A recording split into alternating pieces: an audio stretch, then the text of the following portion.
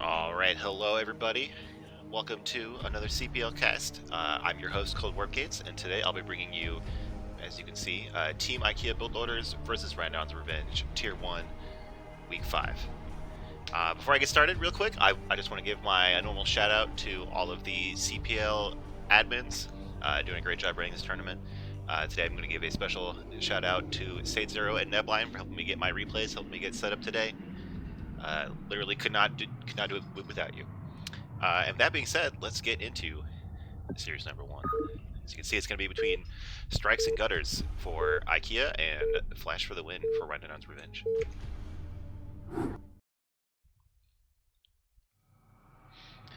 Alright, in the top right, playing as the Teal Terran, we have Strikes and Gutters. And in the bottom left of Eclipse, we have Flash for the Win playing the Red Protoss. The Flash for the Win is actually a Terran player. He just likes to pick the easy race for this matchup. He has said several times that this matchup is unlosable. So I really hope he loses so we can talk trash on him. But we'll have to see what happens. Eclipse in this matchup, I feel like it starts out being pretty good for Protoss, and then the longer the game goes, the better it gets for Terran. All that has to do with like the way that the bases are laid out. There is a good amount of distance between the natural and the third. It makes it hard for Terran to cover all that area, but once they do have that up, it's very easy for them to just go fourth. The attack paths are kind of like the perfect width for the Terran army. But let's see if it even gets to that point, because there's a lot of things that can happen in this matchup. So far, everybody just behaving very standard. Nothing too wild yet, no proxies, anything like that.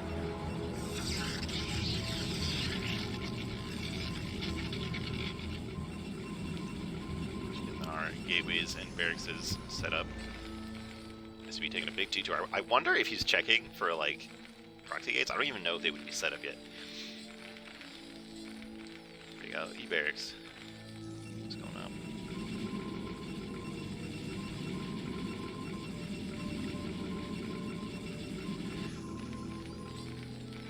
So you're going to start to get to the points where the builds diverge. We're going to see, what timing the Terran decides to put down that command center. How many goons we see before a Nexus, and then what kind of follow-up after that.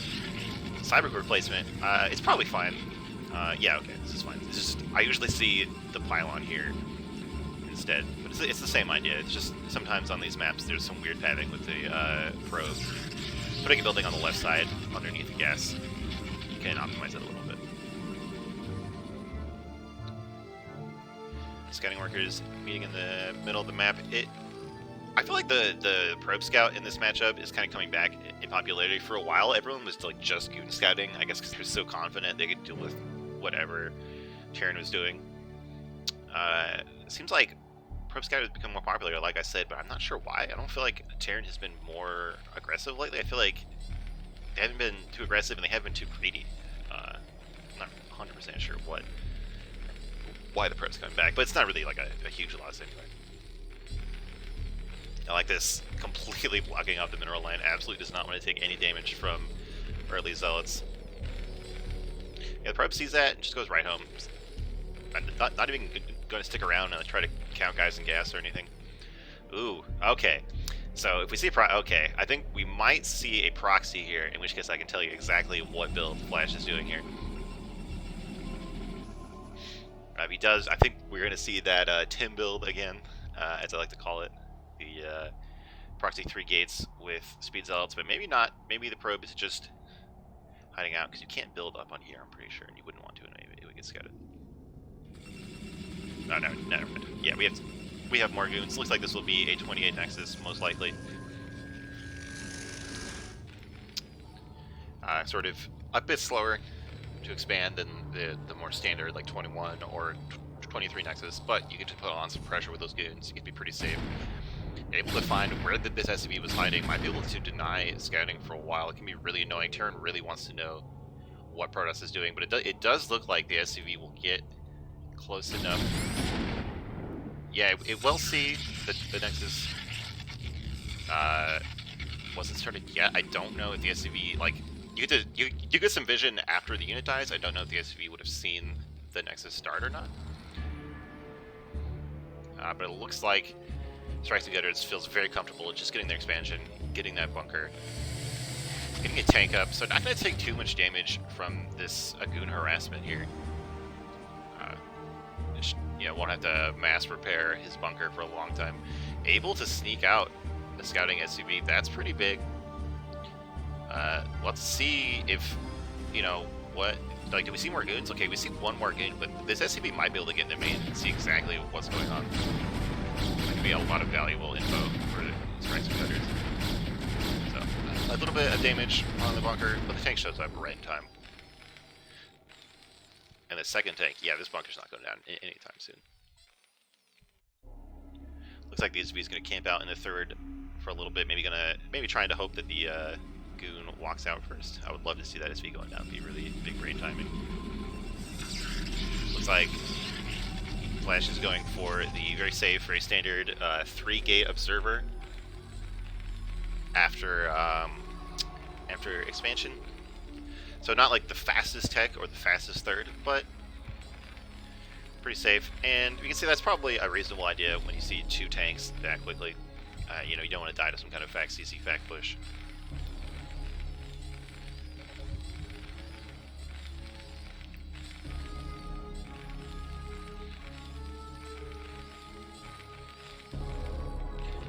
Let's see what's going on here.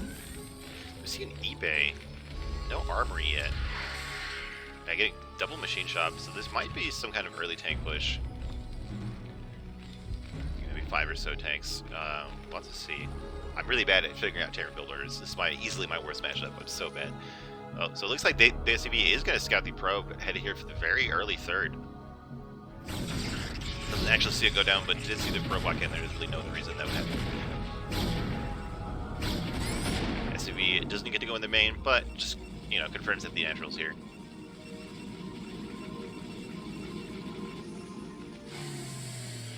Here we go, there is a small push coming out here, but if Flash is quick on the trigger, he can just back up to the high ground. Yeah, and he's got some reinforcement goons. With 6 goons and this high ground, he's not going to have any problem dealing with this. Trading a goon for a tank, always something that Rhynadon is willing to do. Taking a bit more damage here, but killing the mines, running forward, trying to kill one more tank. Did he get it? Yes. So he's traded 3 goons for 2 tanks. Still absolutely worth it. He's going to get a few more here. Oh, maybe not. Oh, there you go. Alright. The hero goon gets the tank off and might get away. Nope. Gets popped by a vulture. So the trade got a little bit better for Terran as that went on. I would like to see if maybe Flash, like, you know, pull back just a little bit more. Take a bit more advantage of the high ground. But certainly not in any danger of dying to this push now. Still going to get away with his fast third. And this is one of the things that makes this map hard for Terran in the early game. These 2 big high ground pods, like we saw there, the goons can take good advantage of that to stop these pushes. But now all these vultures are doing some good work getting past the wall. Oh, okay, 1 makes it up into the main. Flash being really fast, getting this goon to hold position there. But even 1 vulture in your main is a real pain in the butt. Starting to get a little bit of damage done. It looks like nothing too crazy happened in the natural here. But yeah, we see 4 kills already, going to the 5. The mine buying just a little bit of time, and Flash's SimCity working against him just a little bit. Wow, 7 kills from 1 vulture. Of course, he had to give up a total of 4 vultures, I think, to get in there, but I think that's absolutely worth it for Terran. Here we see going up to 5 factories really quick, right under the observer. So Strikes and Gutters is going for a strong, quick 2-base push.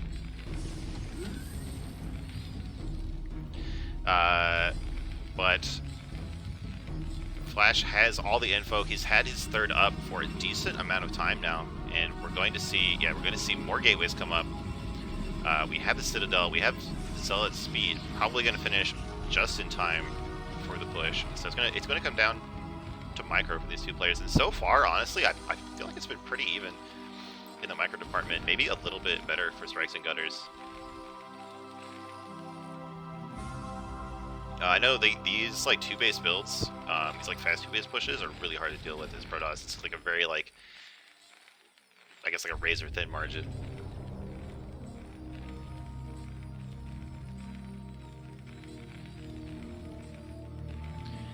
All right. Let's see here, flash for the win. Poking in here. The vulture count, you know, he kills some probes with those vultures, but it still hurts not to have them. It still hurts not to have mines. And this is really brave. I guess there's nothing in the bunker because the Marines died in the push. So until these tanks sieged, flash for the win, able to get some free shots off there. And every unit is going to count with a 5-flag push. So very nice play there.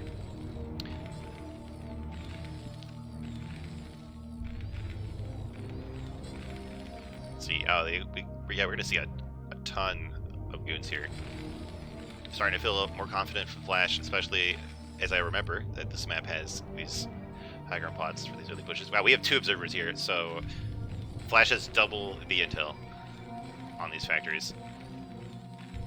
Yeah, we are seeing a 3rd command center down, so I guess Strikes and Gutters is, you know, all in committed to this push. I hope it wasn't just like 5-fag to secure the 3rd. You do want to get some damage done when you get this many factories. Back home, Flash has a ton of gateways. Down here we have the Archives and Stargate getting ready for that very standard Arbiter tech. Probably won't have the Arbiters in time for this push, but you know, could have some DTs.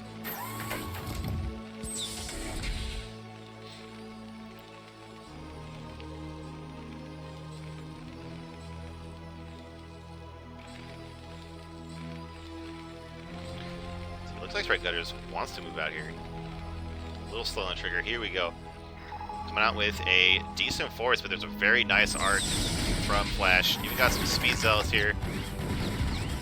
Decides to pull back when he sees every tank siege. Very nice. And now he's just fighting these support units by themselves pretty much. And the goons are going to be very effective here. They can just avoid getting surrounded by mines. I think we're going to see some very good mine hits in a second here. Oh, a ton of goons go down, and not even that much friendly fire on the vultures. Actually, a very good trade for the Terran player here, and now we still have all these tanks, and sort of like a third of Flash's army is down. Here we go. Terran trying to force his way up the high ground, decides the better of it. Some zealots run into mines, but there's still a good amount of them left. And a bunch of vultures died, so there's not much here to screen for these tanks. He just can't decide what he wants to do. He keeps going up there and deciding, I don't want to go up this high ground. This is one of those things I was talking about this map, where Protoss feels very comfortable for the first phase of the game. This 5-fag push is not really getting the damage that it needs, despite that excellent trade on the goons. Like if you don't get across the map, Protoss is just going to keep rebuilding those units. We have our first Arbiter in production back home. Oh, the tanks are not too well defended. Zealots trying to get on top. Suddenly the Protoss position looks really strong here. Yeah, there's no defense on these tanks. I think they're all going to go down. And certainly the third for Terran is not going to be safe, but the natural main are going to be in danger too. Yeah, Flash decides just to go for the kill, it looks like. Really good handling of that 5-fag push. I feel like Strike Together was just a little bit too slow. We got maybe like a 4-fag better. There we go. Flash for the win. Does take game 1 in our first series today.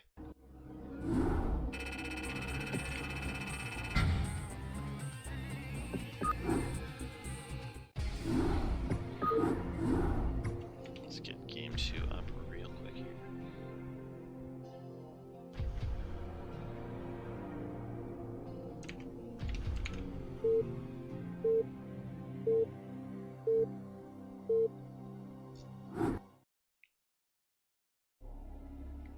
Alright, in the bottom left, in the Teal Terran, once again, it's Strikes and Gutters.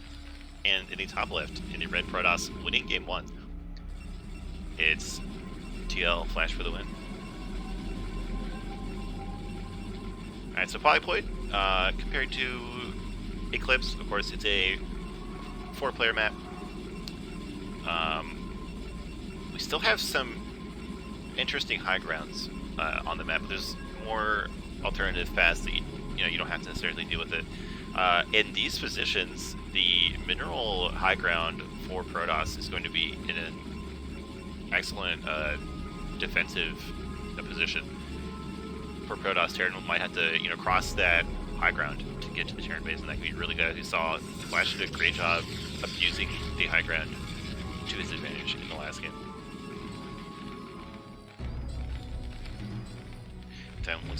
Everything looks standard in these openings so far. No BBS or gateways in the middle.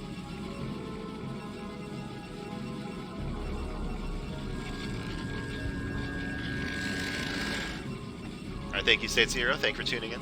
I appreciate it.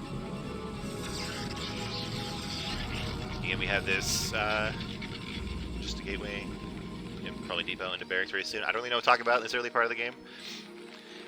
So I've always called this color teal, because that's what Starcraft calls it. But then now that Among Us has come out, I started calling it cyan, just because that's what everyone in that game calls it. That's the high level analysis that you come to watch in my games, right? Talking about colors. The cyan seems like a word that like regular people understand. A lot of people I don't hear people talk about the color teal in my everyday life all that often. Everything is still standard. Looks like we're going for that probe scout again. Scout. Looks like both players are going to scout each other last. So at least it's fair. Or is this probe going down? I can't tell if this probe is going anywhere. SCP is definitely going to scout Protoss last. Yeah, okay, this probe is going horizontal.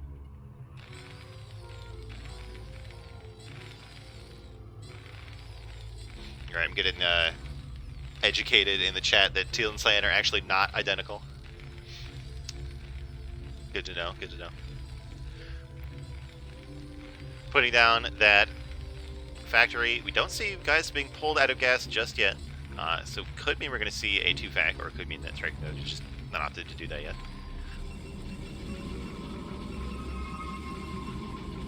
Workers going to hit each other in the middle of the map.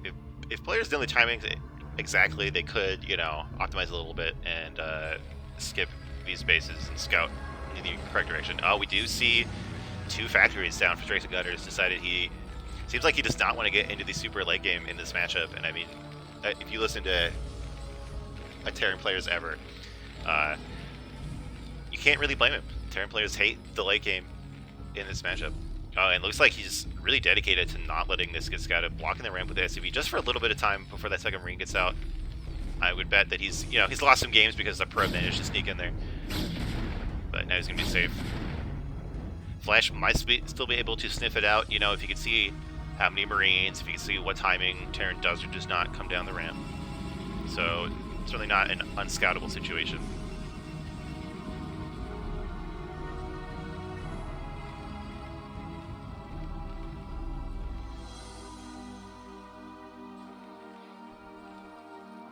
Okay, looks like the probe has gone home or died maybe while I wasn't paying attention. We have a goon poking in here. Gonna see a handful of Marines. Not gonna see, a bunker, a command center. Gonna start to get suspicious here. Not choosing to brave the ramp and get some vision in the main, which is probably the safe thing. I absolutely would have run up the ramp and lost it for no reason. And we do have double tank production. He's gonna see 4 Marines here. If you see more than 4 Marines, it's a 2-fac. But like 4 itself is like you're definitely starting to consider that as an option. Looks like we're ready for a second gateway very early here. As soon as this pylon's done. I guess as to what that probe is doing here. Goons are getting ready. Not getting too committed to shooting on the ramp. I like to put him here. Then of course I lose a lot of good dumb damage in the meantime. It seems like all you have to do to get to hold off a 2-fac is just try to do some damage. Mostly keep your goons alive, bring them home. Try to get up to like 6 goons. That's a very strong number to deal with this. Here we go. The push is coming down, so there's no doubt that's what this is anymore. Flash for the win. Looks like he might lose one goon. It goes, wow, one shot away. Just 2 HP. Oh, and it gets popped immediately. Nice target fire there from Strikes and Gutters. Certainly not decided yet, but this is looking pretty scary for Protoss. Let's look at that second gateway. Oh, even the third gateway is done, so all you have to do is buy time, get more goons out. You should be okay, but there's only 3 for now. Like I said, camping on the high ground, but these SCVs doing a great job blocking. Forcing this goon to take extra damage. Oh, very nice snipes on the mines. Keeping himself in the game. Like, if those mines went off, it would be over for Protoss. Really calm, collected micro here from Flash. Is he going to dive on this tank? Oh, this tank is too far ahead, and Strikes and Gutters is paying attention somewhere else. That's brutal. This push is like half as scary with only 1 tank. Here we go. The goon reinforcements starting to show up. Still a lot of damage output here from Terran. Oh, a Mind Drag killing 2 Marines, but still losing a goon. SCV gets a goon, what a hero. But it looks like the push is broken. Mine here trying to save this tank. And it works, but it gets the Vulture for the price. So overall, this is very good for Protoss. Took some goons, took some goon losses, but did not die from that push. And Terran, we don't even see the first inclination of a command center coming up. This is going to be very good for our Protoss player. And yes, Strikes and Gutters doesn't even want to play it out. And with that, Flash for the win takes a very quick and very convincing first series of the day.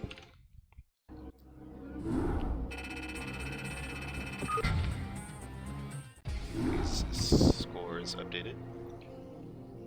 Yeah, and I guess he's right. I guess this matchup is literally unlosable.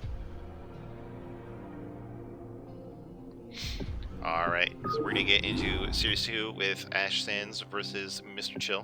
I'm going to take a page out of Storm Carlin's playbook and ping these players before I start their match. Let me do that real quick.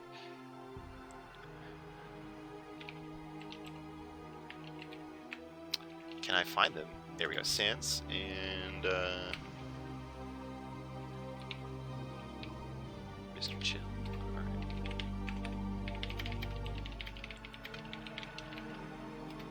All right.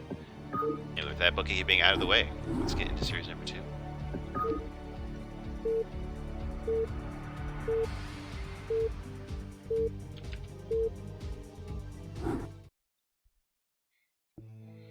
Alright, in the top right, playing as the Orange Terran, we have Ash Sands. And in the bottom left, the Blue Protoss, Mr. Chill, aka Jeff Winger. So we're back on Eclipse here. Everything I said before still stands with the high grounds in the base layout. And the lag is not too bad, apparently. That's always good to see.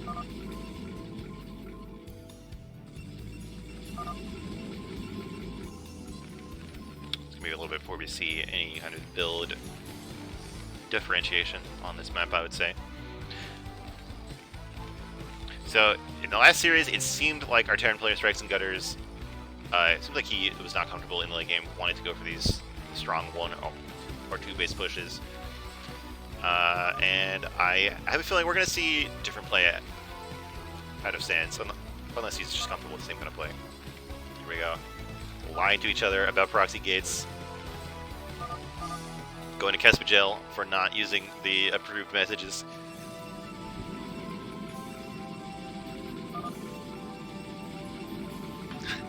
Neblime has an excellent rhyme in the chat. Play with an Aussie mate. Turn rate will be 8. Rate that rhyme 8 of 8.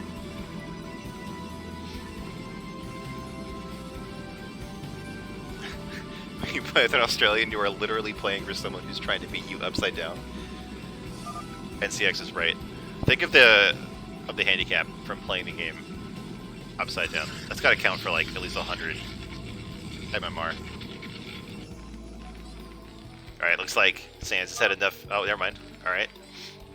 Yo, yeah, that's where you build proxies on this map. People don't scout there. People scout their own thirds, but people don't scout the the path down here in the bottom right of the map. Not that I would ever proxy, of course. I would only do honorable builds.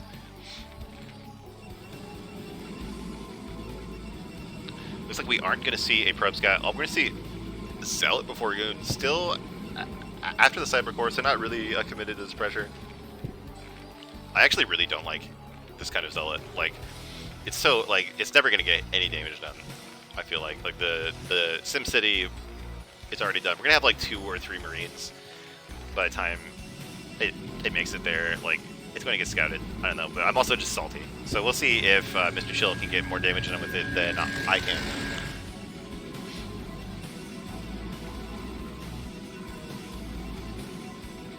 I feel like if you're going to do Zealot pressure, you kind of have to commit to like the forward gate on like on 9 or 10. Get the Zealot before the Cyber Court. Even then, I have received mixed results with it. Here we go. Just one factory coming out. Looks. Oh, we have 2 guys on gas. I don't know what that means. I don't know if it's a mistake or what.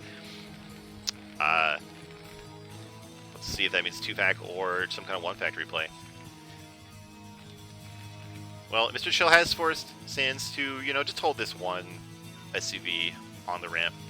It's costing him some mining time. I'm not even sure if it actually blocks. Like, I feel like a Zealot can go down here. But 3 Marines is more than enough to deal with the Zealot, and the Zealot decides to get out of there. At least until this Goon can follow it up. Looks like we are going to see a Nexus coming up soon, maybe? Gonna have to save up some more money. Similar to what we saw last game, this SUV is hiding in the corner, ready to come back. Probably around the 4 minute 20 seconds mark. Look for that expansion, and there he goes, right as I move away. Zealot and Goon trying to decide if they want to try to force their way up this ramp. We haven't seen any more Marines built, so this could be a bit scary for Terran player. The factory doesn't seem like it's producing anything yet. Alright. Oh, trying to focus down 1 Marine, but the mischance to save it. Uh-oh. Alright, now all the Marines are dead. Alright, apparently this is what I've been doing wrong. You have to send the Goon with the Zealot. And that machine shot first, but this tank is going to be kind of delayed here. This Goon's going to get a bit of time to do some damage. I don't think it'll be game ending. The Zealot is so low. Oh god, the Goon almost gets surrounded by SCVs. But this is a lot of mining time, and now we have Goon number 2. Going to delay the construction of this command center. This is so annoying. This is every Terran's nightmare.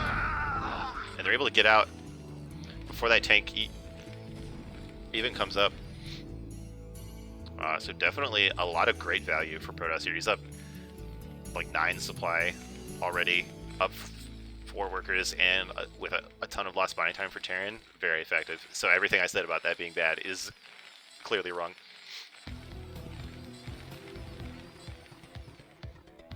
And all he lost was like 1 Zealot. Very nice.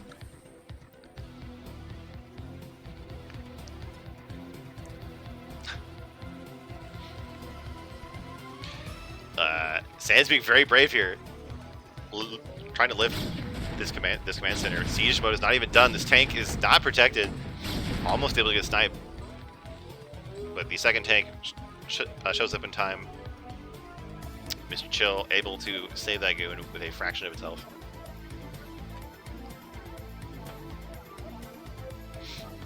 The CC was bait. You're right.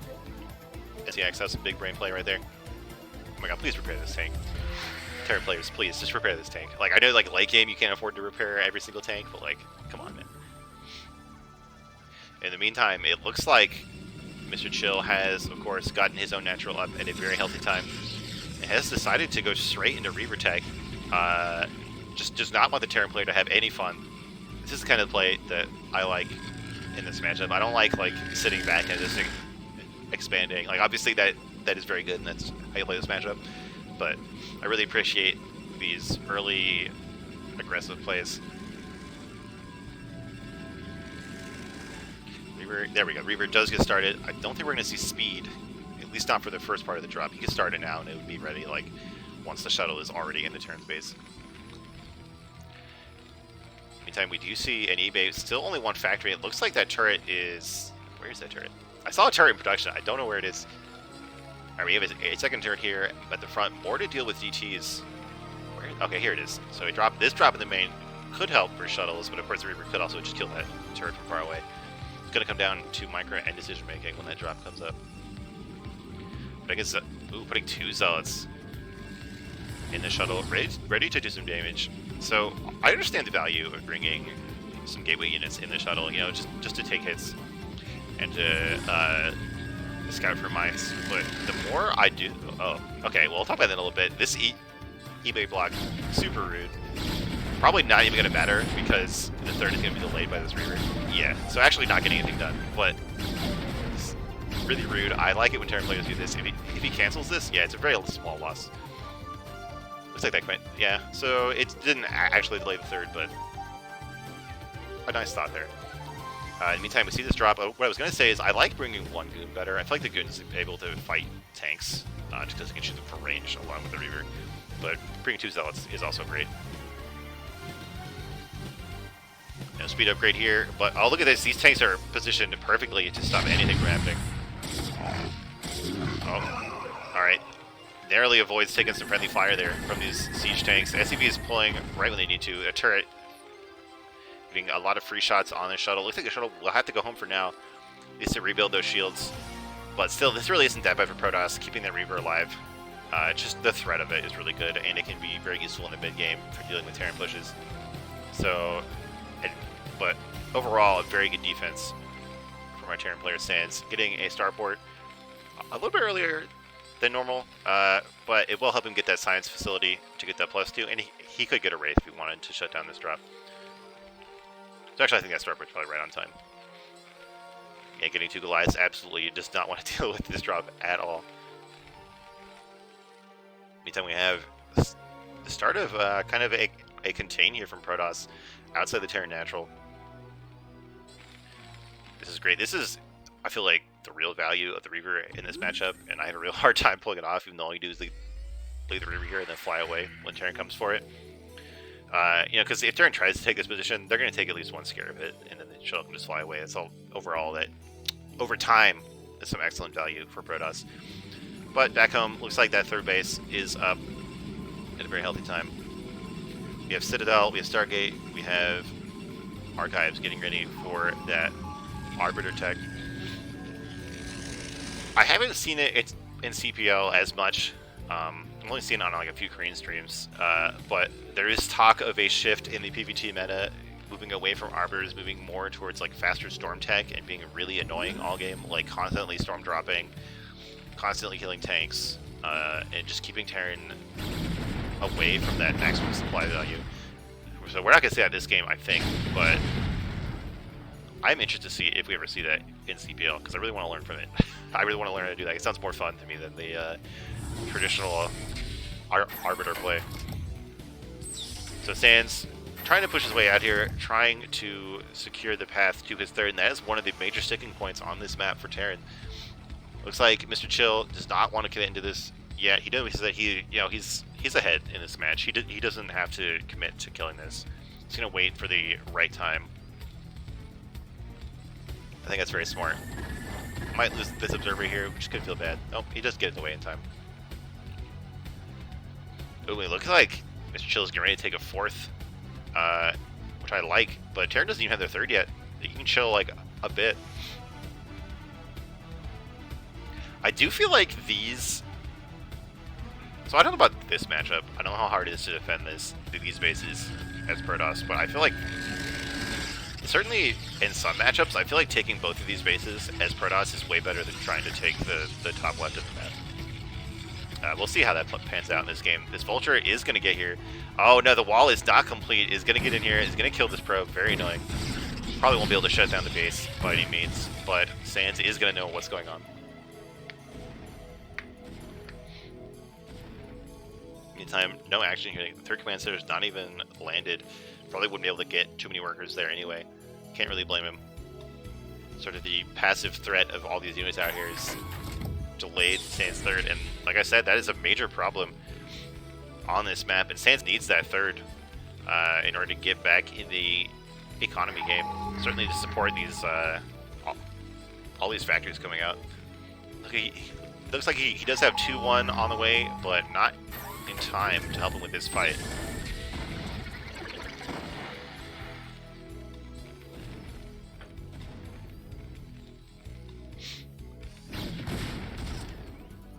Alright, looks like this army is trying to move out here. Sieging really close to the Protoss army, and here comes that shuttle.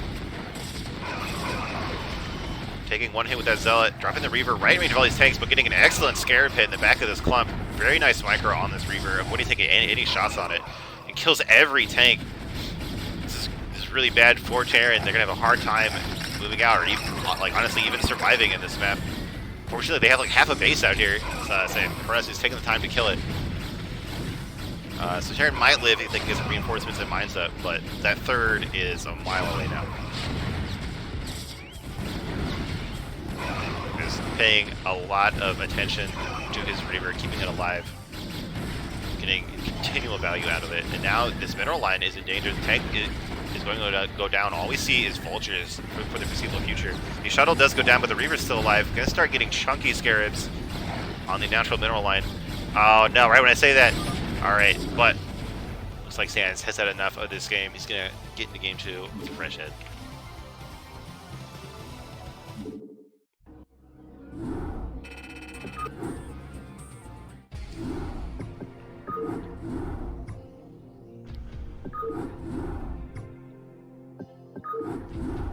Let's get into game 2 of Series 2 back on Polypoid.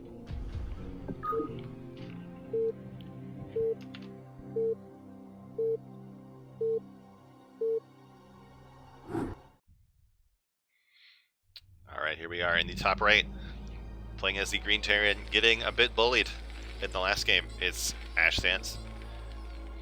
And in the bottom right, winning last game with lots of aggression and very nice Reaver control. It's Mr. Chill, aka Jeff Winger on the Blue Protoss. So once again, I feel like Protoss has gotten the better draw of the spawns here with that mineral only third here.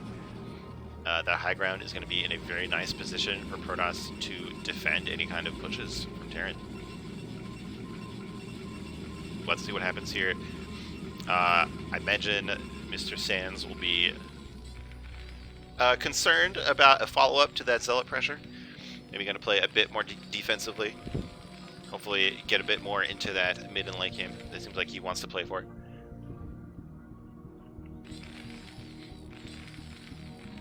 Looks like he's walling off. Yeah, he's had enough of that.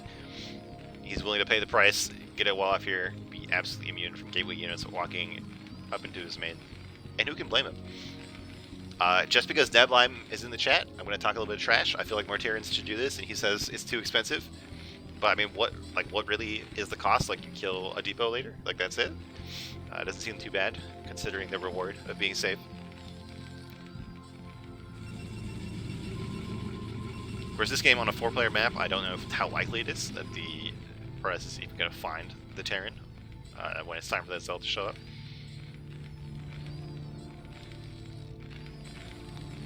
Other than that adjustment, with the SimCity, everything looks the same as last game.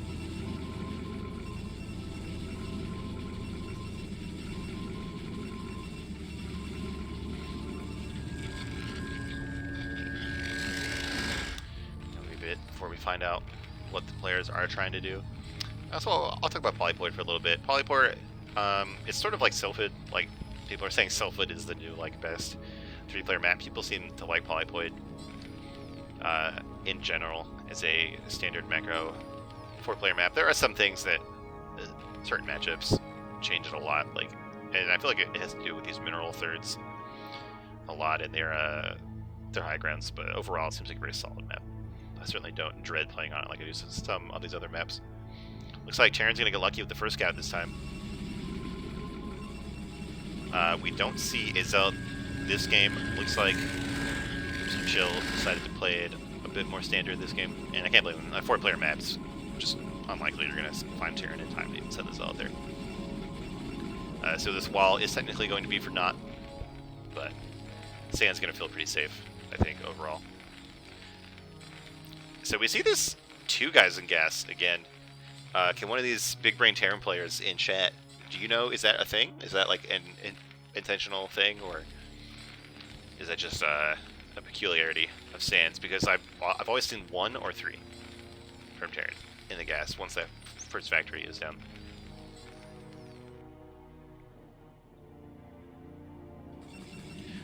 Looks like we might see a 23 Nexus here from the Protoss. Gotta get that expansion up pretty quickly. have the Terran abusing their broken race, building their natural expansion within the safety of their home. No wait for that to get shut down. Is he going to go all the way into Siege Expand? Like, he's going to be that traumatized by last game? I don't know. We saw tank first last game. So not necessarily Siege Expand, but let's see how this works out. Only one Marine, and you know, as much as I talked about this wall, with only one Marine, you can't really drive away this goon until the first tank shows up. So we have to wait for this tank to get out. It's just going to do a bit of damage to this this depot here. Forcing these enemies to pull out, it's just really annoying from Protoss. Looks like Mr. Chill, despite his name, knows how to really, you know, really be obnoxious and unchill the Terran player here. But that tank is out. No more obnoxious poking for now. And with the timing of this Nexus, we're not going to see like a ton of goons here. But wow, we do see Siege Expand. So Sans absolutely does not want to deal with that again. He's going to go for pretty much the safest expand build you can do in this matchup as Terran. So a bit slower than he would like, but absolutely fine, I think, if you just want to get into that mid and late game. Waiting for that siege mode to get done, and that will pretty much force Protoss to give him some space for a little bit. Oh, I don't know about this. Moving this tank down the ramp. Like, if this one was in siege mode already, yeah. We'll see. It doesn't look like Mr. Chill really wants to jump on that. Yeah, it's not even a third go. I wonder what this probe is going to do, though. Is this just putting a pylon to scout for drops? Are we going to see, like, a third in this position? Are we going to see something proxied? I'm curious, because we did see a lot of aggressive plays out of Mr. Chill in the last game. Looks like that siege mode is up. A Marine did go down. Scoon almost dying for the trouble.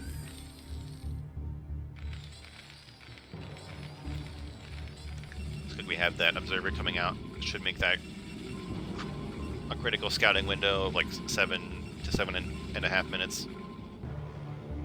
Able to get the turn base and see everything that's going on. Just like that probe over here is just to build a spotter pylon. We'll deny the Terran this third for a little bit. They try to take it, and we'll scout any dropships or like vultures running by that area. So we do have an SCV sneak out on the map here. I imagine this is to scout for thirds and things like that. Could be to build a hidden base, but looks like with this downward movement, he is headed for this third base where he could see the Nexus go up. We don't see any Reavers this game. Looks like we're going to see possibly a 2-base Arbiter build with the Citadel down before the third base. A less aggressive but very safe build for Protoss. Artosis complains about how this build is just too good, but he says that about it. Every Protoss build, so, you know, who knows. Oh, the SCV gets here in time to fight this probe. Actually might end up delaying this third. We saw this a little bit with that eBay block. Yeah, there we go. Sans doing my job for me. Looks like this goon will get here in time to stop anything from going down. The third should get started very soon. And, I mean, honestly, you could probably start a fourth as Protoss. Like, the second factory isn't even done at 7 minutes. Overall, it's looking very similar to last game. For Sans, building some turrets, getting that armory, getting that academy, playing very safe. Yeah, building. He's going to gradually get those upgrades, add more factories, try to get a third base relatively quick, I would guess. But with this scouting, I mean, Mr. Chill can take advantage of that and very easily get a fourth base online very soon.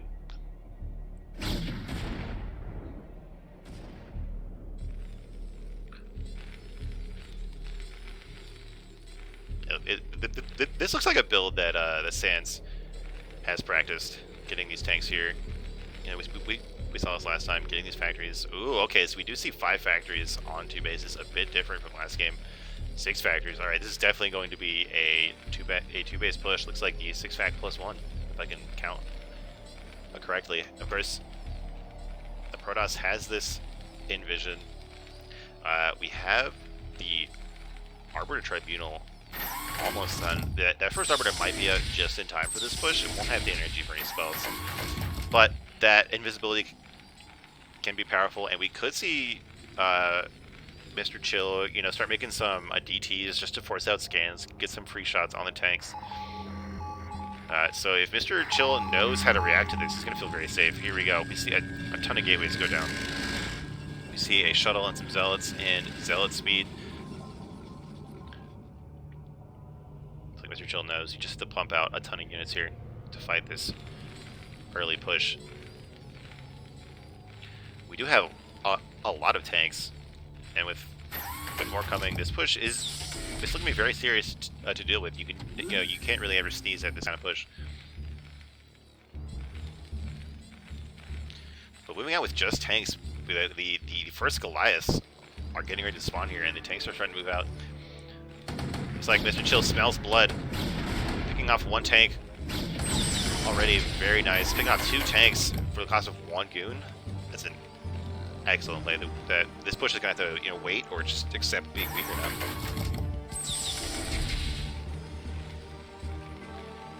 Starting to feel very, very good for Mr. Chill after seeing that very, very nice micro move in there.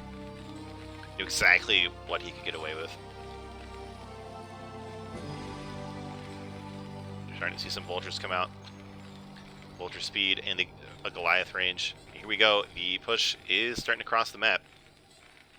Looks like their Arbiter is going to be done just in time. Might even see a Protoss a +1 attack done in time. I've never seen that as a reaction to this, but if it times out, it's going to be very effective. Get some units here. The shuttle is full of zealots. We have even more zealots ready. And there's not that many vultures, so these zealots can be very effective. But he decides not to engage there when he sees these tanks start to siege. He has plenty of time. Protoss, all you do is force these sieges just by a few seconds here, a few seconds there. Just lets you get out 1 or 2 more waves of units. Taking excellent advantage of this high ground. Looks like that Arbiter is done from the production menu, and here it comes. Oh, Zealot's able to get on top of a few of these tanks.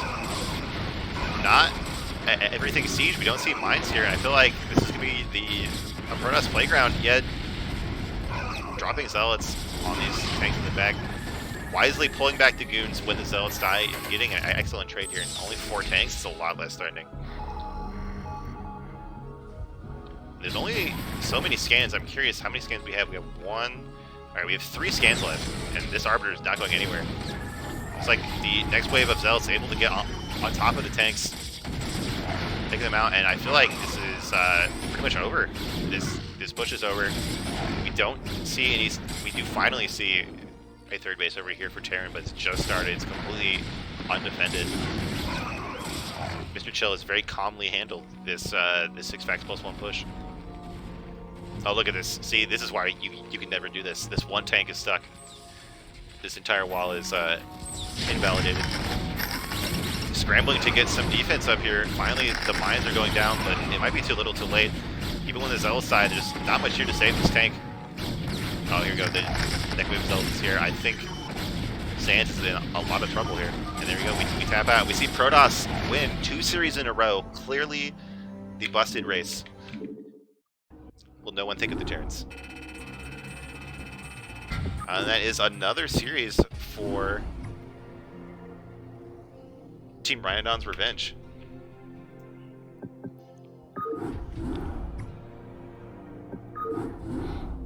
Alright, it's a fast night. I like it. And Protoss is winning, which I also like. And before we get into the next series between Verithus and Aggie, I'm going to ping those players.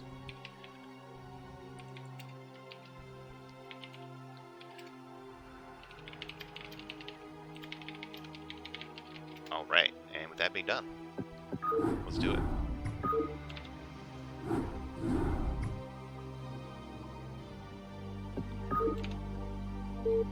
Going back to Eclipse, but this time it's a TVZ. And as a Protoss player, I am clearly the most qualified to cast this matchup. In the top right, in the red Terran, we have Verithus. And in the bottom left, playing the Navy or very dark blue Zerg, it's my personal nemesis, IRK Aggie. Now, Aggie is like one of the nicest people in the scene. He's very manner. He's a very chill dude. He does some streams. He does some casts.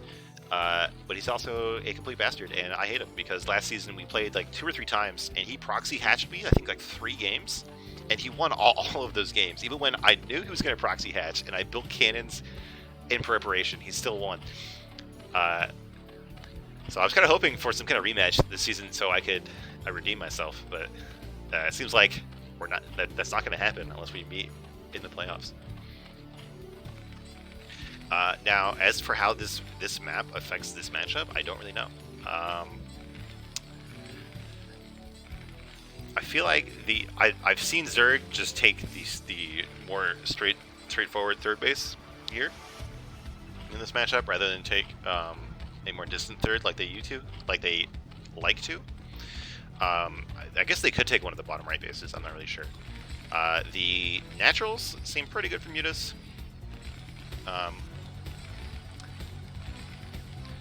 Not like Neo Silva good for Mutas, so not sure how that works out. And of course, it's Aggie, so it's less TVZ and more TV Aggie. So who knows what we're going to see here. Looks like we are going to see a very standard 12 hatch here.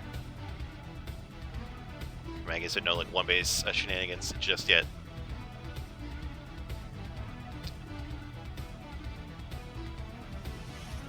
I wonder how much this Overlord Scout gets sniped on this map. I feel like the first Marine, like if Terran was really brave, they could go for it, but then of course they get died at link, so who knows. No sign of a spawning pool yet. There you go, there we go, right when I say it. Just getting one drone between the hatchery and the spawning pool. Everything looks... Well, we do see, don't we usually see a command center before the gas? So maybe we're going to see some kind of mech build? Or maybe just some kind of one-base bio build. Lots to see here. I'm curious to see what we see out of Verithus. And it's going to be a bit of time before Aggie sees this. I mean, this Overlord is just going to go to the natural. We don't see any kind of drone scout. Well, we see this drone going somewhere strange. I thought maybe he was headed to this side of the map to expand. Looks like he is headed to the top side. Curious if that's just a scout or to be a proxy.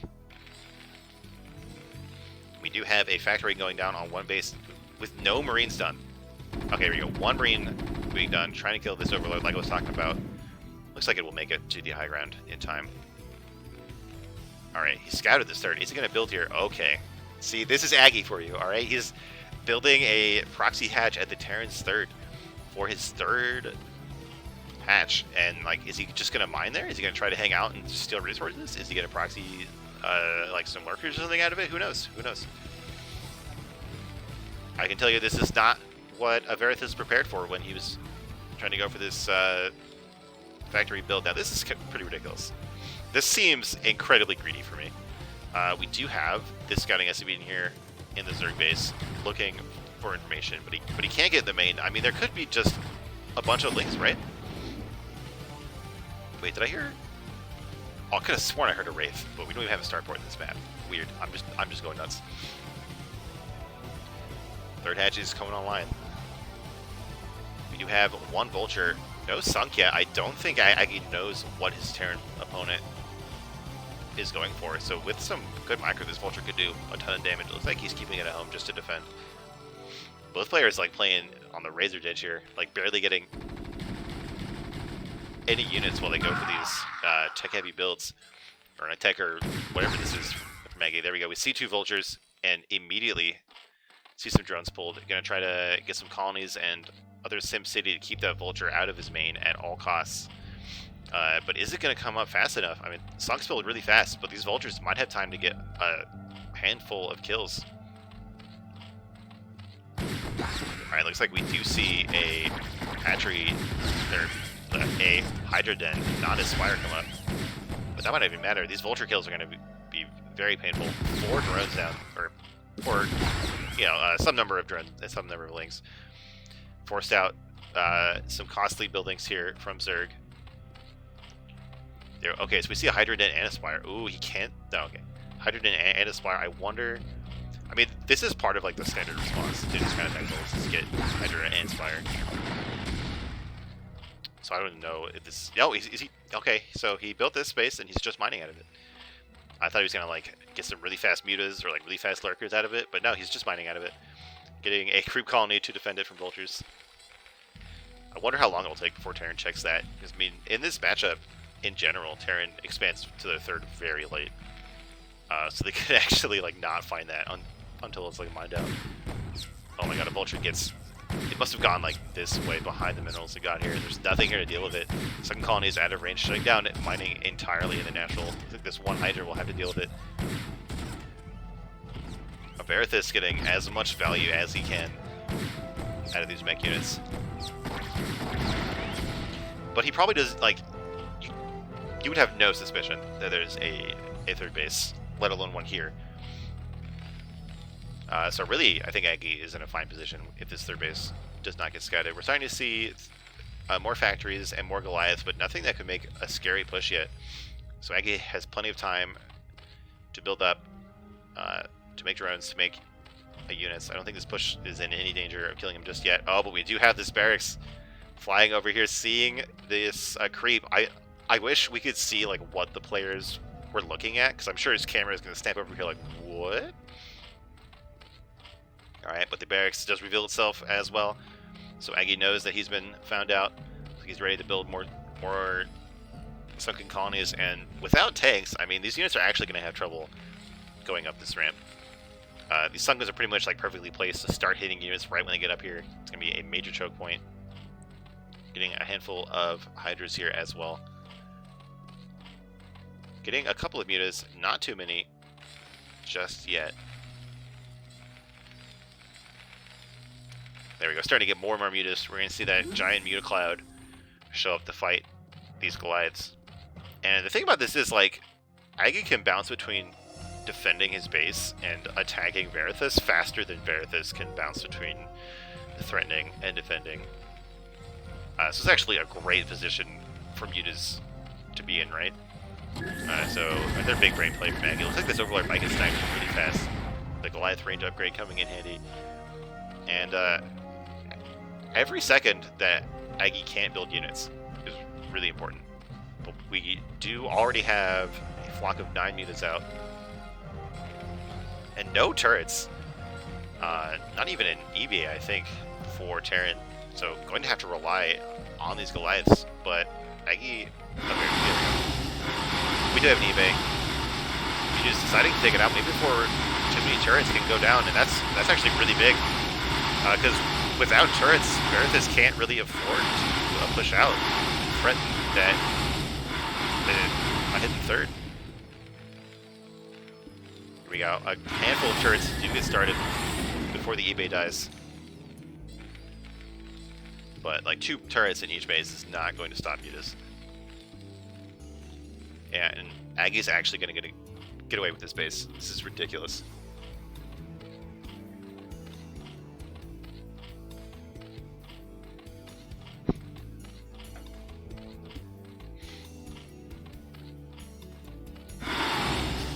Yeah, I think Verithus is probably like scratching his head, trying to figure out what he can do. He's almost getting like checkmated here by Aggie. He's getting away with this ridiculous third. We're starting to see some tanks come out. Going to help him fight these Hydras. Going to help him attack up the high ground. But is he even going to be able to defend tanks from mutas? I'm bringing flyer armor. Do we have flyer attack already? No. So taking down 1 turret, but losing a muta or 2 to do it. Oh, we didn't even see that eBay get rebuilt. So these turrets are what you're going to get for a long time. Like, we're not going to see any rebuilding on these turrets. I really feel like Verithus needs to get a bunch of turrets so that he can afford to move out the map. Because if he just stays like this, Aggie is going to keep mining resources from this fast third and, you know, stealing resources from the future Terran here. And continuing to get more mutas and Hydras. I mean, this Terran army is going to get less and less threatening as the game goes on. We're getting upgrades for our Zerg. Oh, we're about to have +2 attack for Hydras. I thought that was +1 in the production menu.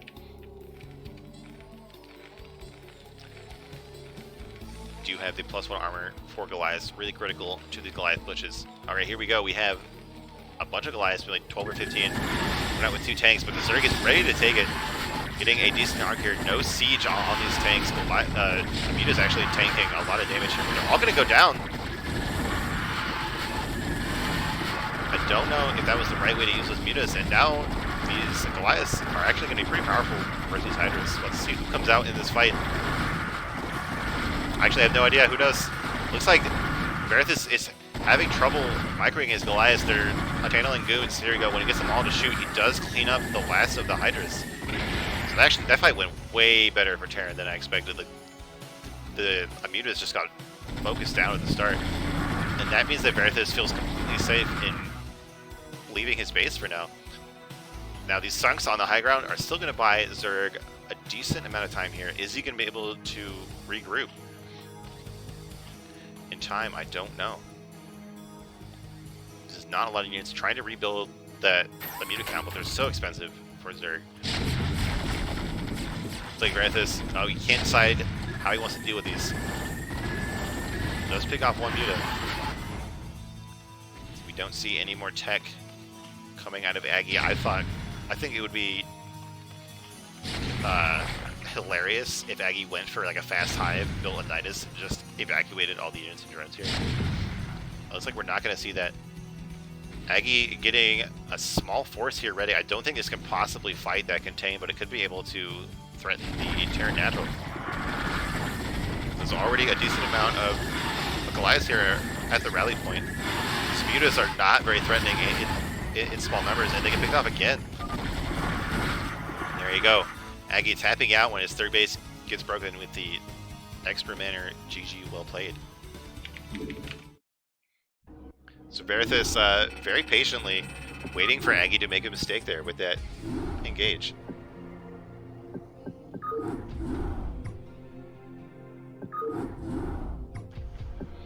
Now we're going to get into game 2. Back on a Polypoid once again.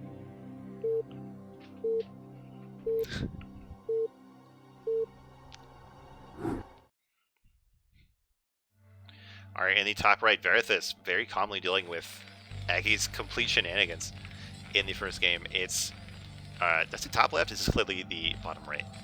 The red Terran Verithus. And in the bottom left, the navy blue Zerg Aggie. Now, where is he going to build his third hatch this game? I know it's not going to be at the normal position. I don't know when it's going to be. So place your bets now. Looks like that Overlord is going in the right direction. Definitely going to be a nice boon to Zerg in their scouting. Now, are we going to see a mech build again from our Terran player? It was like an extremely greedy mech build last time. I don't know how Polypoid plays into that for this matchup. I remember when the Goliath build was really popular, people were saying that it's strong on maps where you can have like a ling-tight wall at the natural. Because obviously then you can have like just like one Marine hold off infinity Zerglings until you get enough Goliaths to push out. But we'll see what happens here. Looks like we're not going to see any sort of, 6-pull, 9-pull, or things like that from Aggie that we way too a pedestrian.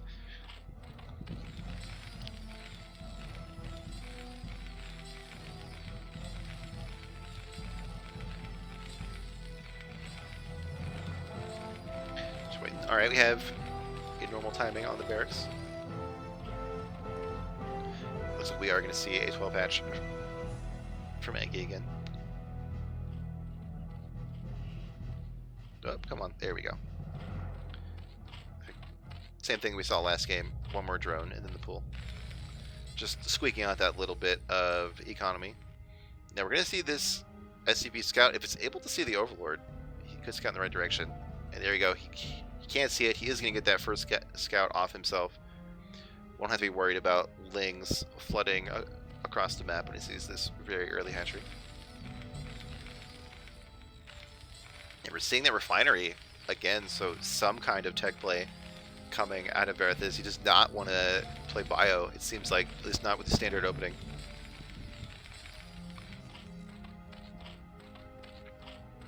And I think that's completely fine, especially like at this level. Mech is a very strong build in this matchup. I think Bio is dominant, like for a reason. Just able to get out on the map earlier and like more constantly pressure Zerg, but Mech is still very strong. I've seen a lot of Terran players advocate for it, especially for like quote unquote lower level players. I mean, of course, this is tier 1, but you know, even the best CPL player is lower level compared to somebody else. So we do have the third hatch at a more standard time and place for Aggie. Of course, a 2-hatch Muta is the most standard way to play this matchup right now, but a 3-hatch still completely fine.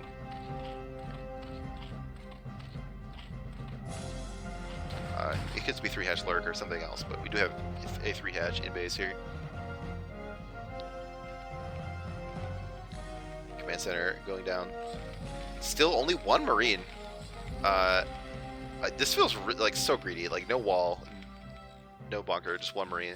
It seems like Verith is very confident that Aggie's not gonna Ling rush him. Although I mean now we have 2 Lings here and 1 Marine. This is a little bit gross for Terran. Aggie could maybe delay this expansion just a little bit. He does split the Lings, gets one on the SCP building command center, but the Vulture pops out just in time to shut that down. So maybe Verithus knows more about this matchup than I do. Meanwhile, the third hatch is done. The layer just starts. That feels kind of late, but that could be just how a 3-hatch works. We have the Hydrogen going down in response to that Vulture. A second colony here. Now, I'm a bit worried. It does protect the ramp, but a Vulture could, you know, scoot this way pretty easily and get behind the mineral line like we saw last game. Here we go. We do have an Evo Chamber, forcing the Vulture to take a route that's just a bit less friendly. Last game, Verithus got a ton of value out of these first 2 Vultures. Are we going to see that again? Second factory going down. The Terran Natural is becoming saturated. These Lings doing a very nice job of blocking, and the first Hydra is done. Looks like we're not going to see nearly as much damage done here by these Vultures.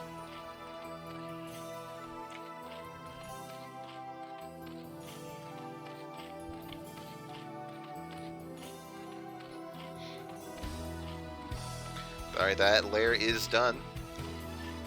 Looks like we're going to see a very similar build from Aggie as last game, just, you know, with the more normal third hatch.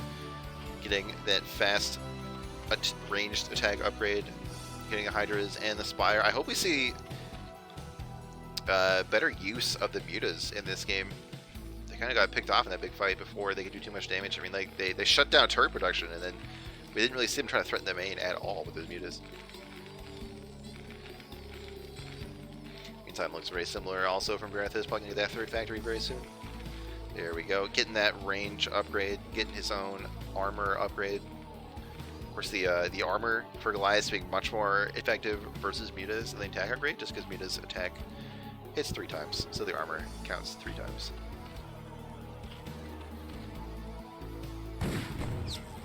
Zlink's trying to scout, but running right into the Vultures.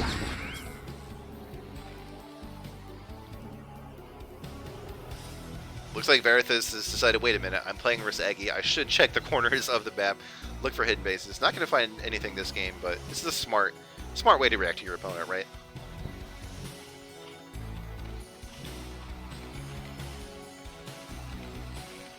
Alright, that eBay is up. Looks like he's wisely not going to try flying that across the map like we saw last game, so he won't have his turret production shut down.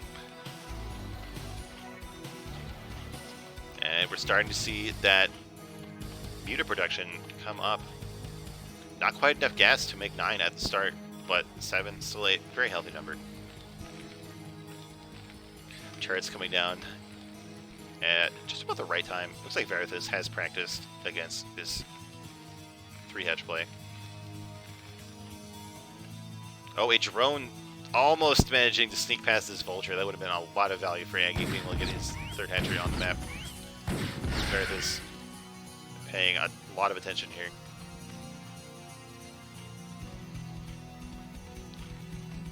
This is the strength of these Vultures. And then we have Mutas flying across the map.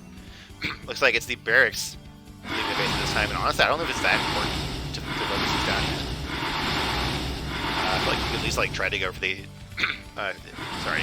can try to go for the SCPs first, then come back and kill the barracks later. But Aggie going for the free damage here, shutting down the barracks, going to delay factories being built for a little bit. Finally getting it. Of course, Breath is going to have plenty of warning here. Oh, not even getting shot off. I hate that. That's what happens to me whenever I try to immune a micro. I pull away like a half second too early and end up not shooting at all. Alright, so a Hydra and 2 Lings and a drone walk into a bar. I can't think of a good punchline. But they do protect this drone long enough to get the 3rd base up.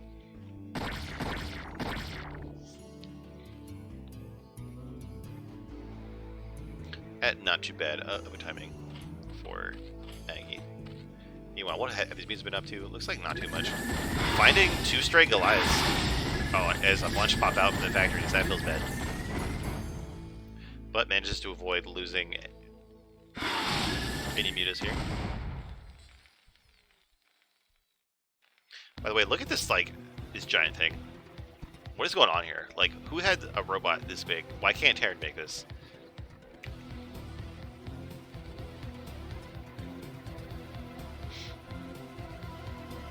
Wow, that vulture absolutely has a new lease on life now. Like, by all rights, those mutas should have killed him. Oh, we have a decent amount of Hydras coming out. Looks like Aggie is going to be the one maybe trying to do some aggressive moves here. There's not that many Goliaths in the natural. He could maybe take advantage of this positioning if he wanted to, or maybe he's just getting ready on the high ground.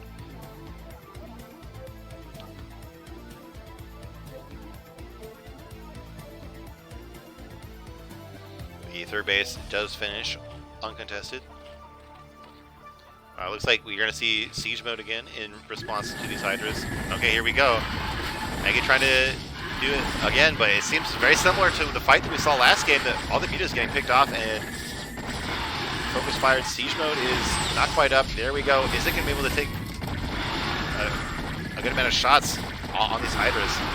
The tank goes down, but there's a big wave of Goliaths trying to get down this ramp, and I don't think Berthas is in much trouble, and now all the mutas are dead again. And I feel like even if they do trade for units, losing the mutas takes so much stress off the Terran shoulders. They don't have to worry about losing their whole mineral line. It makes it so much easier for them to move around on the map and feel comfortable. And now it's going to take a long time and a lot of gas for Aggie to rebuild that flock. Like, he would like to be droning this 3rd, at least to get gas, I think. Here we go. We do have some drones coming up. But does he have time? I mean, oh, he's losing more Mist-Rallied Overlords to these Goliaths. How is this Vulture still here in front of this base? It's ridiculous. Fighting on the high ground, you're going to get some advantage, but I don't know if it's enough. Yeah, these Hydras are going to get wiped out. With a +2 attack, we have 1-1 done for the Terran mech. They do manage to pick off the tank. There's no reason for these to fight. They should be just pulling out. So it looks like they might win them. Alright, who wins? 3 Goliaths, 2 mutas. Looks like the 3 Goliaths win quite handily. But there's not enough left to actually threaten Zerg. So was it actually good for Zerg? Can he just get the drone now? I mean, he still has to rebuild his army. So they don't know. Finally, that Vulture dies. Only 1 tank. Okay, 2 tanks up, but not a whole lot of Goliaths. So both players, their army count got reset, but that kind of situation favors the Zerg. You know, they get the chance to drone.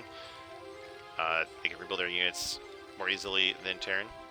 We do have this 3rd command center. It looks like he's deciding to take the well. All right, I'm not gonna say where he's going, because as soon as I do that, he'll change his mind. But he's going to take a 3rd base with this command center, and I could have seen that with the Overlord. I'm not sure, but he really doesn't have the force to threaten it just yet. You know, a bunch of SCVs being transferred. Can Aggie see this? Maybe. Yeah. Yes. Okay. Is he paying enough attention to the mini-map to notice? We could see a bunch of drones come out now. I don't think Terran has any chance of punishing that anytime soon. Does Terran even know this base is up? I know there was a vulture there, but I don't know if he's like confirmed it. Anytime this base is completely undefended, we could see some mutas, or maybe Lings, go in there and punish it. Looks like he's just gonna focus on getting this big wall up.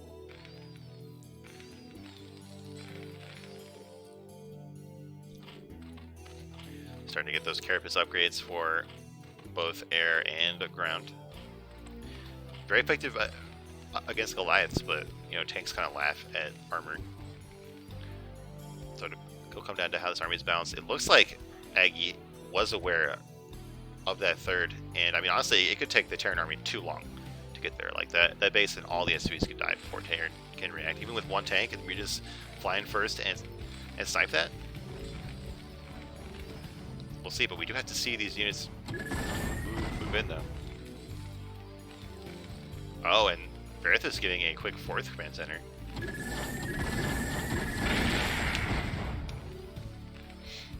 That's definitely going to put the ball in his favor, or the court, the ball in his opponent's court. I don't know. I messed up my sayings. This is buying Vareth is more time to wall off this ramp, get more tanks here, and now it's going to be way harder for Zerg to threaten this base. I mean, maybe if they went through here, but that will bring them closer to this high ground, which could be covered by Terran. But trying to go through 3 depots with 2 tanks is going to be very hard to do with like any amount of hydras, and there's not that many mutas here to pick out these tanks. So I feel like Aggie really lost out on a window of opportunity here to shut down this base from Terran. We have some turrets up. I don't think this base is going down with this attack force from Zerg. We do have a drone wandering by himself, trying to get a base in the top left. Try to match that 4th command center.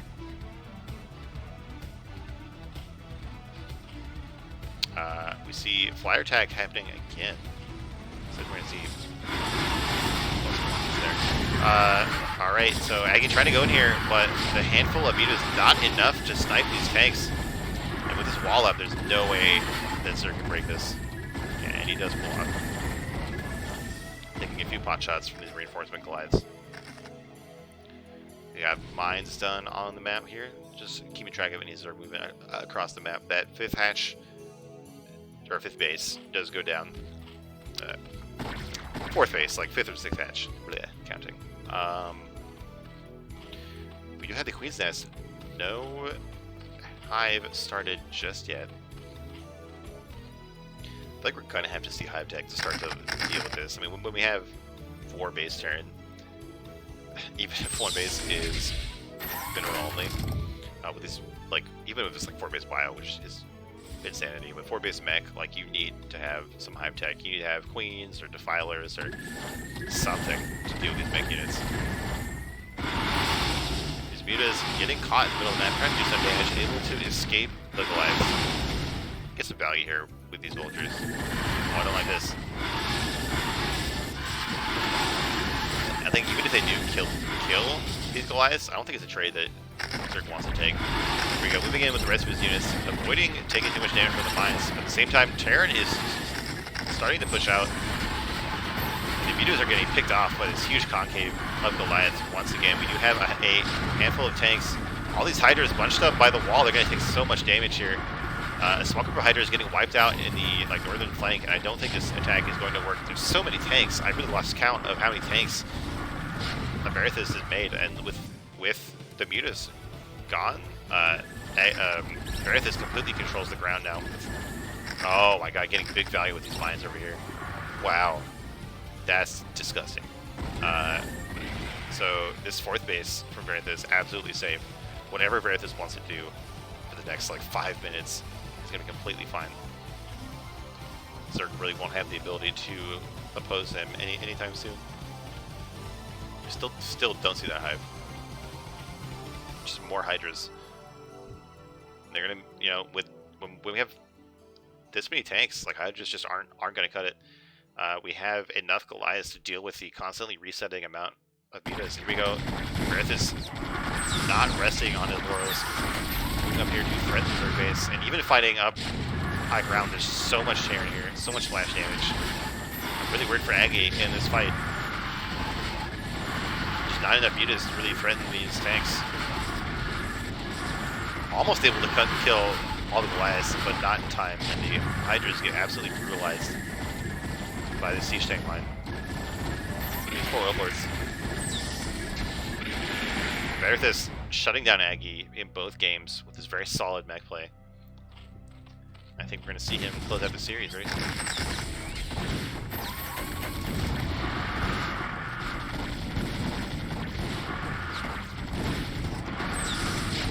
We do finally see that hive coming, but I think it's too little too late. The natural Zerg being in danger.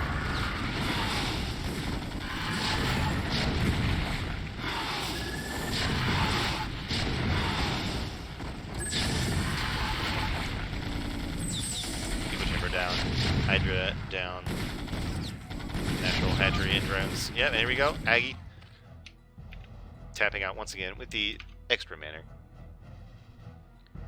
And that means that Rhynadon's Revenge has taken all of the series so far in a 2-0 fashion each time. Can they close it out with the final series, or is Team IKEA Build Loaders going to be able to put one on the map?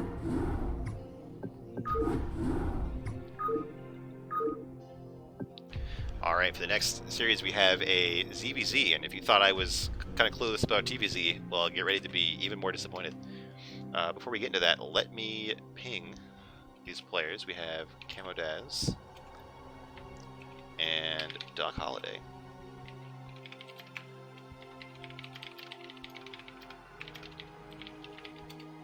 Alright, there we go.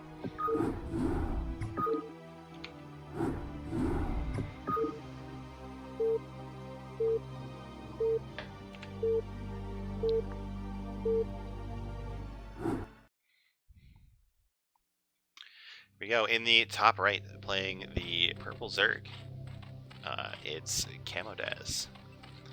And in the bottom left, it's Doc Holiday, playing the, not olive, whatever, like, gray, green this is.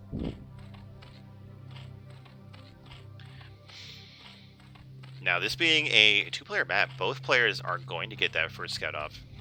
And this intelligence makes a big difference in ZVZ. It's not going to be fast enough where they can like decide what their pull timing is going to be, but they will be able to react to their opponent. So it's going to be a test of game knowledge and unit control, which is pretty much what ZVZ is.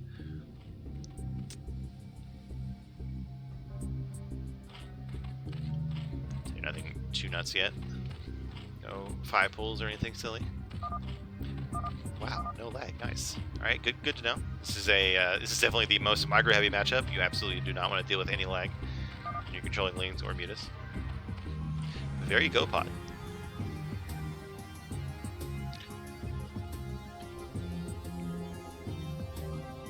I feel like this Overlord from Doc Holiday is actually aiming like here or here, which could make a difference. Oh, and we are going to see a 9 hatch out of Doc Holiday, so this is not an economic hatchery, I'm pretty sure, when it's this fast. I think it's more for just making a ton of links. But on the other side we have, looks like 9 pool gas, or yeah, I'm pretty sure it's like 9 pool gas, something like that, right? So we're gonna have very fast speed links from our purple Zerg player. Is he going to be able to take advantage of the window of time before Doc Holiday can get out a ton of slow links? It's going to be a long time before he even finds out what's happened here. So you might just like make some links, and those will be the links that discover this very fast hatchery. Spawning pool for Doc Holiday is on the way, but he's probably going to have like lings at best pop when these lings arrive in his base.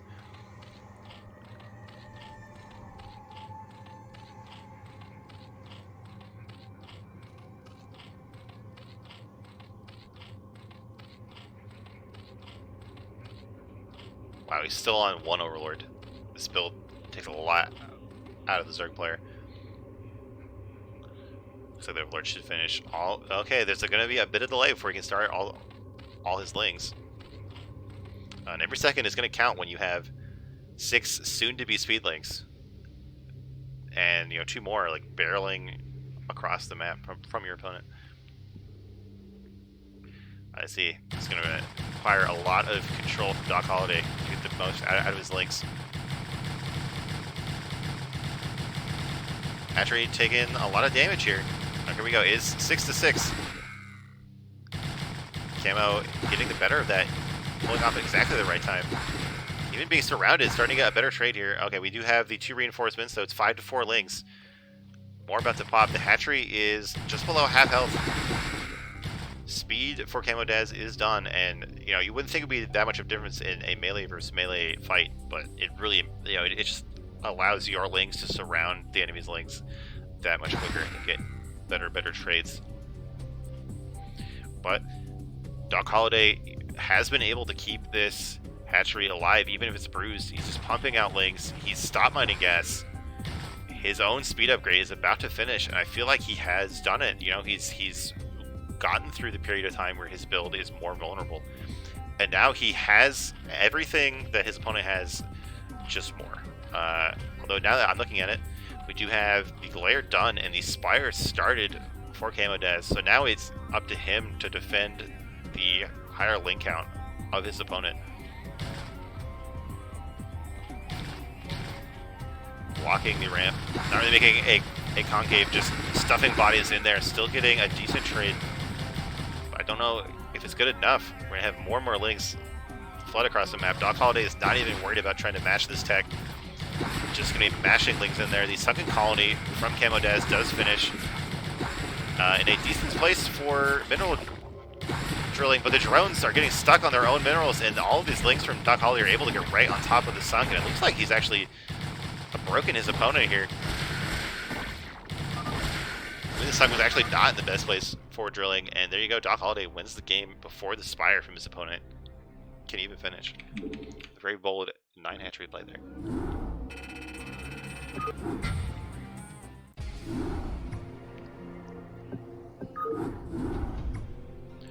Alright, we're going to get into game 2 of the last series of the night here.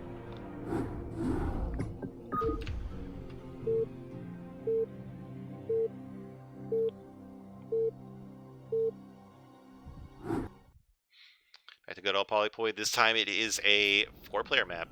Well, less likely to get the perfect scout off for all players. Doc Holliday accidentally, in the top right here, accidentally grabbing the Overlord in his split. In the meantime, Camo Daz in the top left in the purple Zerg again. Both players sending their Overlord down, not going to get off the fastest possible scout on their opponent. Going to be in the dark for a while in this game. I mean, last game the Overlords didn't really even scout each other's builds. The links got there before the Overlords. So not too different from last time. Now, I wonder if this not being a 2-player map, is that better or worse for the 9 hatch build? Because you're less likely to get scouted, but you're also not going to know where to send the links, right?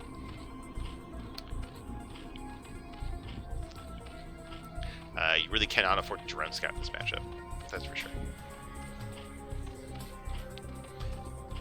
Okay, it looks like we are going to see gas before pool. Oh, nope, just an extractor trick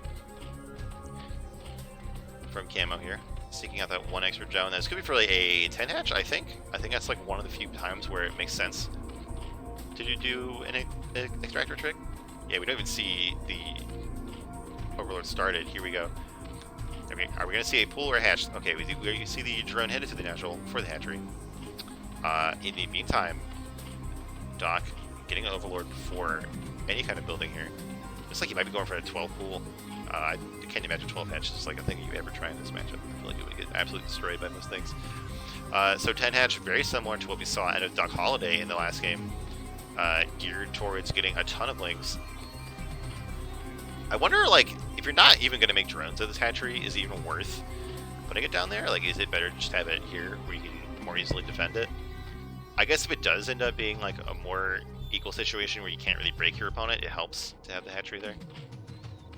Okay, so Doc Holliday, prove me wrong, apparently a 12 hatch is something that you try in this matchup, and I really have no idea how this works out.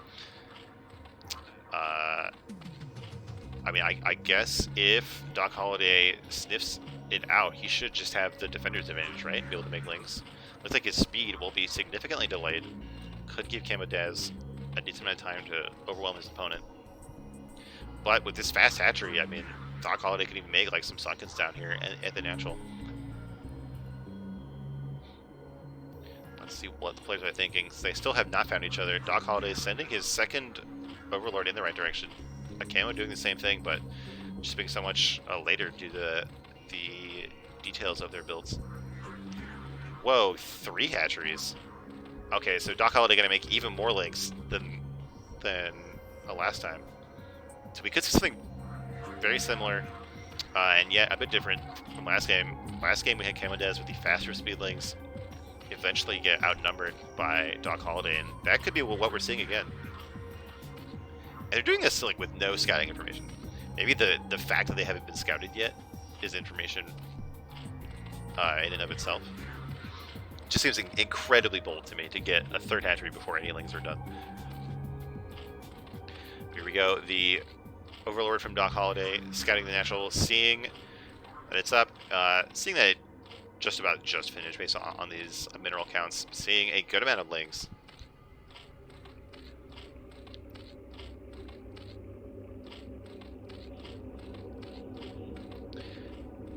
All right, what is the follow-up going to be? Both players getting that gas, but Camodaz's speed is just about to finish right as Doc Holliday starts. Right, and with that speed, Camodaz is crossing the map. He is in vision of Doc Holliday, but how much time does that even give him when the speed is done? Alright, looks like we even have more, yeah, we have more lings with speed for Camo than we do have for Doc Holliday. Big arc here, but Camodaz, well, okay, alright, we have ling spawn just in time for Doc Holliday. Now he has the greater numbers, even, especially with these reinforcements. A big wave of reinforcements for his opponent. Speed probably like 10 or 20 seconds away. Camodaz having trouble getting a big arc on his lings, but here we go. Able to overwhelm his opponent and keep a bunch of them alive.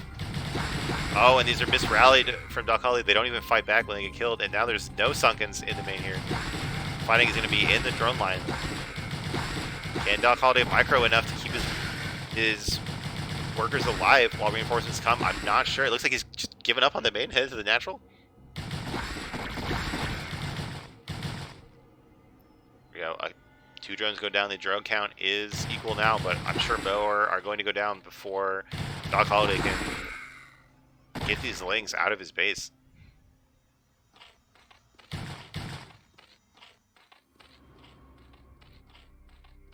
we go. A big wave coming back from Camodez. Gonna outnumber this handful of lings.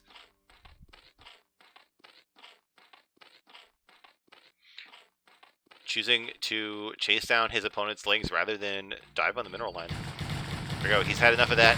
He has such overwhelming numbers that he can do both. And Doc Holliday is down to 6 drones and decides to tap out before more die. All right. And with that, we're going to have our first Game 3 of the night. It's also going to be our very last game of the night. Can't believe how fast a ZBZ is.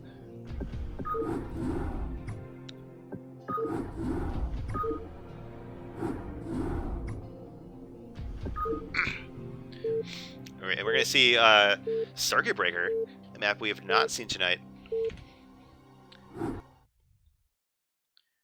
A very big 4-player map. And in the bottom left here, getting overwhelmed with speedlings this time, or last time, it's Doc Holliday. And in the top left, in the magenta Zerg, it's Camodaz winning with the 10 hatch in the previous game.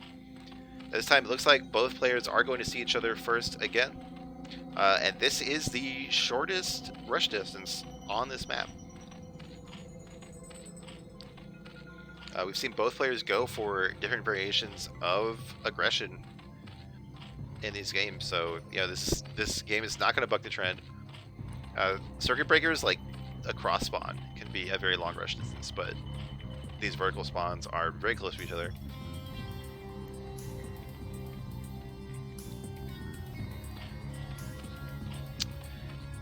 Right, so this and correct the trick again? Yes. Okay, looks like we are going to see probably a 10 hatch again from Camodaz. He went with the last game, no reason to fix what isn't broken.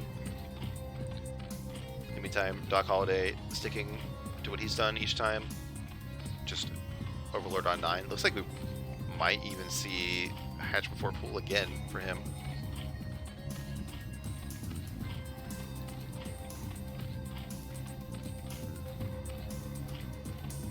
Yeah, no pool started yet. Looks like we are going to see a hatchery first for both players, just on different supply counts. Yeah, 12 hatch again for Doc Holliday, feeling like it wasn't the build that lost him last game.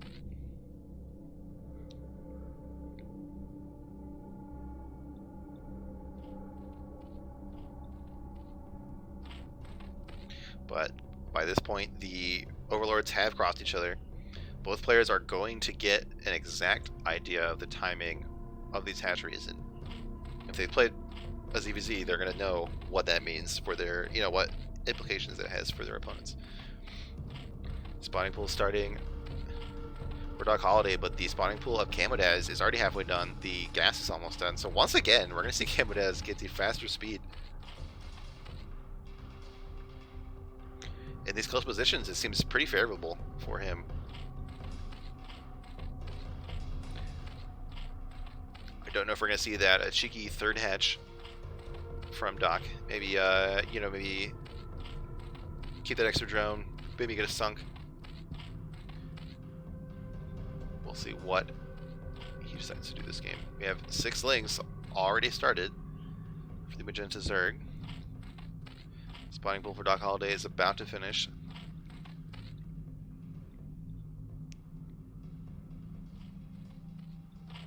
It's going to come down to micro once again.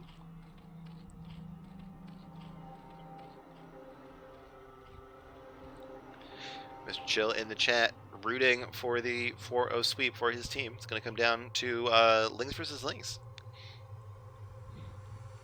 We do see a sunk this time, rather than invest those minerals into a hatch, but unprotected by Lings, it could just get picked off. There we go, Camodaz not pulling the trigger just yet, with his vision here, deciding to play it safe, which I think is probably fine.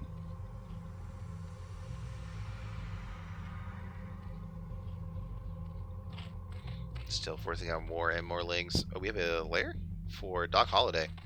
So this time he's the one who's going to try to tech.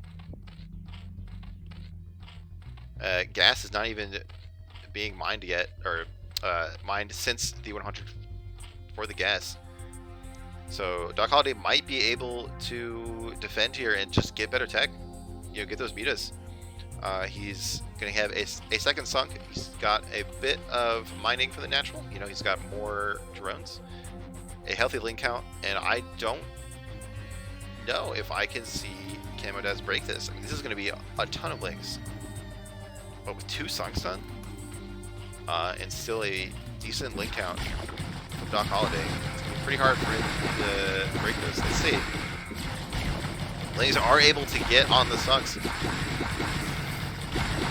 Are they both going to go down? Wow, yeah, okay, so the sunks do get surrounded. There's still a good amount of links up for Camodaz, and more coming. Maybe Doc was too greedy with his gas, with his lair. Once again, the drone's going on a long trip, but I just think that there's too many links here for Camodaz. Is he going to close it out?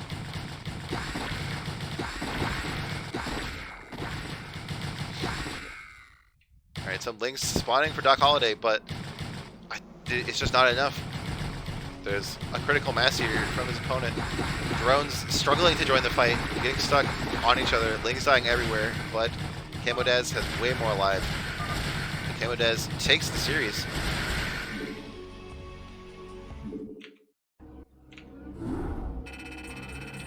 And with that, we are going to have a series win for Team IKEA Bulldozers. Camodaz able to represent and put 1 on the board for his team. Mr. Chill's wishes being denied. And with that, that is everything that I had to cast tonight. If you enjoyed that, don't forget that there's Match of the Week, generally on Tuesdays and Wednesdays, about the same time as this cast. I'm trying to cast just about every Monday. So if you enjoyed this cast in particular, go ahead and give me a follow, and I'll see you next week. And with all that being said, let me try to find somebody to raid, and I'll wish you guys a good night. We have Jayon doing a PvZ best of 5 versus Hawk. Let's go ahead and raid that. Thanks for watching, everybody. I hope you have a good night.